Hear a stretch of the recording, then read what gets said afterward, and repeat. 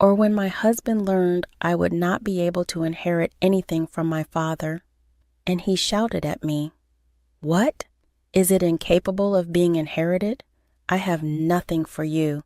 We are in the middle of a divorce." And later I took my revenge on my new husband and sister. I am Sandra, a 32 years old worker in an office, and my husband is Richard. We have been married for over 2 years. I was introduced to Richard by a relative and then getting married. My family was wealthy, and my sister Susan had no other children for them to worry about inheriting their money. So that when our relatives Terry and Nate found him, they introduced me. My husband came to live with us in my family house after. My mother died a couple of years ago, and my dad, hubby, and I lived together. My husband seemed very kind and treated my father well, but a relative who introduced him to me said something concerning just before our wedding. "I know I introduced Richard to you, but be careful. He's a bit obsessed with money." I was troubled by this warning so close to our wedding, but I didn't notice any signs of greed from my husband, so we went ahead and got married. Even after marriage, I kept an eye on my husband because of the relative's words, but he didn't seem obsessed with money. However, he did seem curious about my father's wealth, casually asking how much property we had when they were drinking together. My father openly talked about it, so I didn't worry too much. Another thing my husband was interested in was my sister. My sister is 5 years younger than me, lively and outgoing, in contrast to my calm demeanor. Her relationships with men are quite flashy. She doesn't look like me, and my husband was surprised when he first saw her. Susan is quite different from Sandra, isn't she? Seeing my husband fascinated by my beautiful sister, who was the complete opposite of plain and unnoticeable me, made me feel complicated. The relatives introduced me, a quiet and plain-looking person, because they were worried that if I didn't get married, there would be no one to inherit the family home. I thought there was no need to worry since I had a beautiful sister, but later I understood why the relatives were concerned. My father spoiled my sister, letting her go to college and even community college after graduation. My sister didn't have any particular goal in attending college or community college. She simply didn't want to work. My mother tried to persuade her to get a job right after college, but my father insisted on letting her go to community college. After graduating from community college, my sister got a job at my father's acquaintance's company, but quit after only 6 months. Her excuse for quitting surprised me. "I can't showcase my talents at that company." My mother and I were dumbfounded by my sister, who talked as if she understood everything about the job, even though she hadn't worked for even half a year. But my father believed her and quickly found her another job. After she started working at the new company, my mother fell ill and was hospitalized. When my mother was hospitalized, my sister visited the hospital every day, constantly taking time off work. She eventually quit this job too, saying she needed to take care of my mother, but her care was just sitting in the hospital room, chatting with my mother, or staring at her mobile phone in the waiting room. I had to go to the hospital to change my mother's laundry, and my sister was no help at all. My mother might have been happy to have someone to talk to, but about a month after being hospitalized, her condition worsened to the point where she couldn't even speak. Within 2 weeks of her condition worsening, my mother passed away. My father and sister were so shaken by the sudden news that they couldn't even prepare for the funeral, so I had to take care of everything. Thanks to the cooperation of our relatives, we were somehow able to send my mother off peacefully. After my mother's death, my sister started a part-time job and moved out to live on her own. Since her part-time earnings weren't enough to cover the rent, my father had been paying for her rent and utilities, and it seems she's using the money she earns for fun. Whenever her part-time salary isn't enough, she goes to my father to get some extra money. When my mother was alive, she was strict with my sister, so my father didn't give her any allowance. Now, he gives her as much as she wants. I thought it was no problem if both my father and sister were satisfied with this arrangement. Even after I got married and started living with my husband in my parents' home, my father continued to give my sister an allowance. I didn't notice at the time, but my sister was also asking my husband for money, and he was happily giving it to her. He couldn't say no to my beautiful sister, and he would give her money saying, "Keep this a secret from Sandra. If she finds out, she might get jealous." My sister seemed to be living off the money she got from my father and husband, going to her part-time job whenever she felt like it. But that lifestyle didn't last forever. It ended when my father fell ill and had to be hospitalized. I was taking care of my father, visiting the hospital between work, but my sister never showed up. Instead, she started calling me, demanding money. "I've been getting money from Dad every month, so keep giving it to me. The rent and public utilities are all being deducted from Dad's account," she spoke to me in an angry tone. I was surprised by the facts I learned for the first time. I was furious at my sister, who cared only about her life and not about our hospitalized father. I really wanted to hang up on her, but she seemed to be in trouble, so I asked her how much money my father had been giving her every month. "How much are you getting from Dad every month?" "Get a full-time job and live on the money you earn," I said. My sister answered grumpily, "Stop nagging. I was getting $1,000 a month. Rent is separate, you know." I was dumbfounded by my sister, who proudly told me the amount. I thought that if I kept giving this much money to my grown-up sister every month, she would never feel like working seriously. I didn't think it was a big problem to give money to my sister, as I thought my father would recover soon after being hospitalized. However, my father's condition suddenly worsened, and I hurriedly contacted our relatives. The doctor also told me it was a serious situation, and I was quite shocked. I wanted my husband's support during this time, but he rarely visited the hospital, claiming he was busy with work. Moreover, when he did show up, he would ask me inappropriate questions like, "Joseph's inheritance must be huge, right? Since you and your sister are the only heirs, are you going to split it in half?"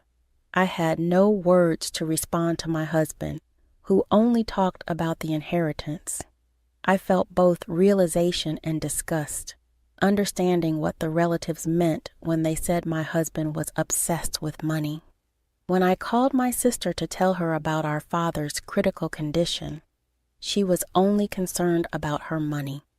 "More importantly, make sure you pay me every month. I can't live without that money." The call ended abruptly. I was furious at my sister's words, but I was also concerned about the faint male voice I heard on the other end of the phone. I had a bad feeling recognizing that voice. About a month later, my father passed away, and neither my sister nor my husband were there in his final moments. Having experienced my mother's funeral, I knew how heavy the task of preparing for a funeral could be. Moreover, neither my husband nor my sister helped with anything, and my sister didn't even attend the funeral. My husband did show up, but he disappeared right after, saying he had work. A relative who introduced me to my husband noticed his absence and asked me, "Where's Richard? It's strange for the host's husband to not be here, isn't it?" I could only respond with a wry smile. He was busy with work, so he went home. The relative signed up my answer, but I felt like sighing too. After my father's funeral ended and I finally had a moment to breathe, my husband asked me with a sleazy grin, "Finally, how much did you inherit? Even if you split it in half, you must have inherited a considerable amount, right?" Just As the relatives had warned me before marriage, my husband seemed consumed with thoughts of my father's inheritance. My sister got $92 million, and I got zero.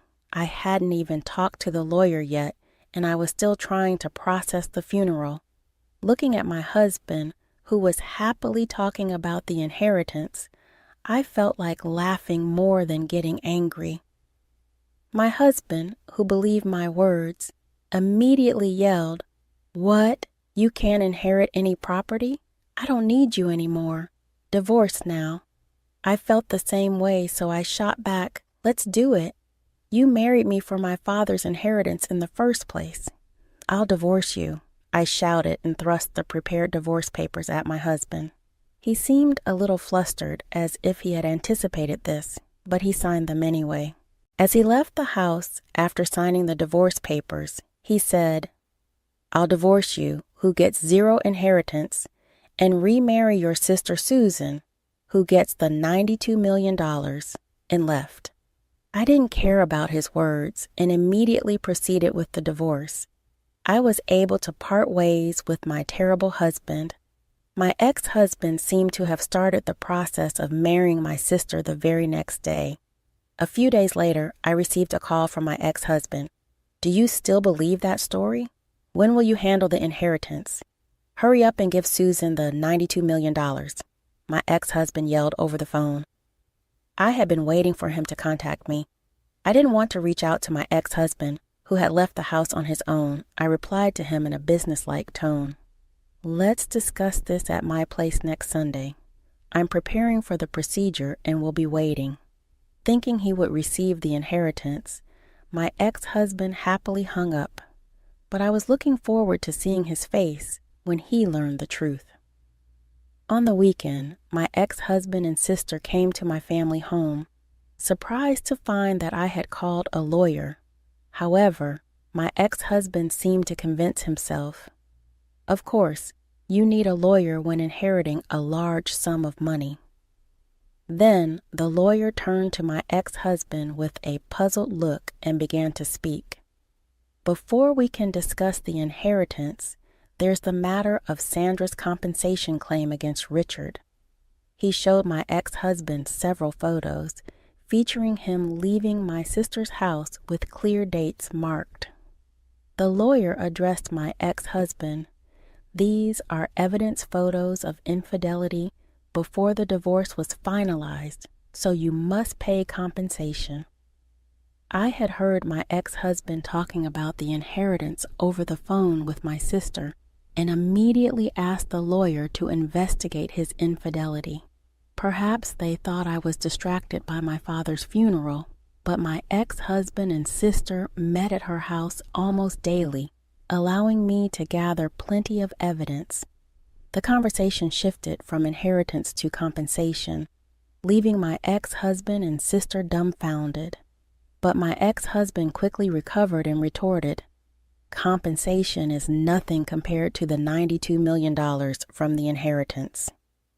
"I'll pay it right away," he said, as he signed the compensation claim documents handed to him by the lawyer, acting all high and mighty. I confirmed it and told him, "Enjoy your life with my sister, who inherited zero. Since you signed, I'll make sure you pay the compensation." The moment they heard inheritance zero, my sister screamed, "Why is my mine getting 90? Her husband turned bright red and angrily said, "There's no way the inheritance is zero. I won't allow you to take it all for yourself." The lawyer calmly began to explain to the furious pair, "Susan is already the stepdaughter of your late mother, and since she was not legally adopted by your late father, there is no legal parent-child relationship. Therefore, Susan cannot inherit your father's estate." I also explained to my confused sister, "When our parents remarried, Susan was only about a year old, so you probably don't remember. But I do. I was 6 years old when our parents remarried, and I remember being happy to suddenly have a sister. I never thought that sister would steal my husband. Both parents were struggling with young children, and there was a mediator between them who thought it best for them to remarry. My mother loved me like her real daughter, and my father cherished my sister. Perhaps my father spoiled my sister because she wasn't his biological daughter, and he wanted to be extra careful. Although both parents remarried with children, my mother suspected my relatives of targeting my wealthy family's assets and refused to legally adopt my sister. The relatives only recommended marriage proposals to me because they knew I was the only one who could inherit my father's property. If my parents had had a child between them, things might have become even more complicated. But fortunately or unfortunately, they never had one. Now, I understand that my father continued to support my sister financially, even after she became an adult, because he couldn't pass on his inheritance to her. I also never legally adopted my mother, so we weren't legally parent and child, but it never mattered in our daily lives. It seems my parents never told my sister that they were both remarried, and she only learned the truth today. My ex-husband seemed to understand the situation immediately, his face turning from bright red to pale blue. He had not only failed to get the inheritance he was expecting from my sister, but had also signed documents to pay compensation. With a blue face, my ex-husband asked me, "Was what you said, my sister gets $92 million and I get nothing, a lie?" I held back my laughter and replied, "Of course it's a lie. It's to get back at you for cheating on me behind my back. Besides, there's no way a bankrupt inheritance would be worth $92 million. Even my wealthy father didn't have $92 million in inheritance." Suddenly, my sister, who had been silent, screamed, "I've been counting on Dad's inheritance and have done a lot of shopping. What will happen to the money Dad used to pay me? Will Sandra pay for it?" I answered my frightened sister, "You have a reliable husband now, so you don't need it anymore, do you? Let Richard support you." My sister stared at her pale-faced ex-husband, who shook his head in response. "I've also done a lot of shopping expecting the inheritance, so I can't afford it. Besides, I have to pay compensation, so I'm at my limit." After saying this, my husband suddenly began to apologize deeply to me. "Sandra, I'm sorry. It was my fault. Will you forgive me and start over?" A lawyer watching this was laughing as he prepared to leave. Where had the arrogant attitude gone when he first came to the house? His deep apology looked ridiculous. After the discussion, my ex-husband and sister left dejectedly, and they soon divorced. For my ex-husband, who remarried with the goal of inheriting from my sister, he seemed to have no interest in her since he didn't get the inheritance. He even said to himself that with the payment of compensation to me, he couldn't take care of my sister. My ex-husband had no assets, so it was decided to pay the compensation in installments from his monthly salary. The lawyer advised me that this way I wouldn't miss out. My sister, without the support of our father, had to work part-time every day, but she couldn't make the debt payments and ended up filing for personal bankruptcy. After that, she even gave up her condominium and disappeared, and no one knows where she went. My father had been supporting my sister financially, but by spoiling her like that, she became unable to work seriously. Afterward, I started living alone in my family home, and some relatives talked about introducing me to a potential marriage partner that I declined. I don't want to be introduced to another man like my ex-husband, so this time I want to find a marriage partner on my own.